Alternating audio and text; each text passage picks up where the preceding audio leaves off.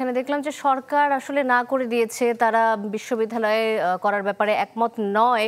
সেক্ষেত্রে এখন শিক্ষার্থীরা কি বলছেন, তারা কি দাবিতে এখনো অনড় কিনা, আর রেলপথ কি চালু হয়েছে কিনা সে খবরটি জানাবেন।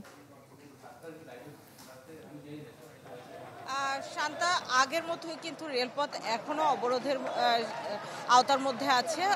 কারণ হচ্ছে রেলপথের ওপরেই যারা আন্দোলনকারী আছেন তারা বসে আছেন, এবং সেজন্য কিন্তু রেলপথ আসলে সচল হওয়া সম্ভব হয়নি। সেই 3টা 40 থেকে দুপুর 3টা 40 থেকে এখনো অবধি কিন্তু একই অবস্থা চলছে, এবং ঢাকার সাথে সারা দেশের আসলে রেল যোগাযোগ একেবারেই বন্ধ আছে।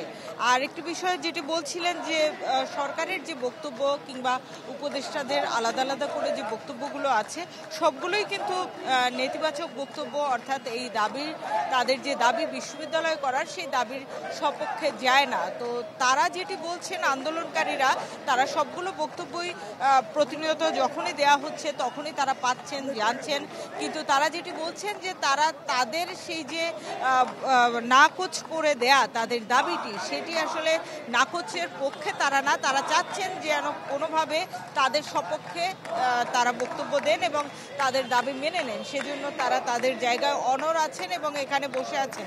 এবং আরেকটি বিষয় বলে রাখি যে তারা বলছেন যে সরকারের পক্ষ থেকে কোনো প্রতিনিধি দল যদি এসে এখানে তাদের সপক্ষে আশ্বাস দেন তবে তারা এখান থেকে উঠবেন, তা না হলে তারা এখানে বসে থাকবেন এবং এই অবরোধ চালিয়ে যাবেন।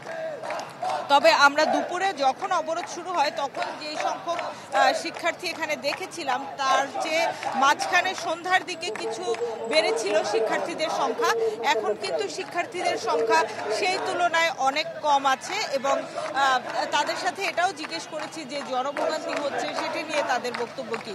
তো তারা যেটি বলছেন যে তারা সেজন্য জনগণের কাছে দুঃখ প্রকাশ করছেন, কিন্তু তারা আন্দোলন সফল না হলে উঠতে চাচ্ছেন না, এই দাবিতে অনড় আছেন তারা। শান্তা, ধন্যবাদ। শামীমা সুলতানা মহাখালী থেকে তিতুমির কলেজের সামনে থেকে আমাদের সাথে যুক্ত হয়ে সেখানকার সবশেষ আপডেট জানাচ্ছিলেন।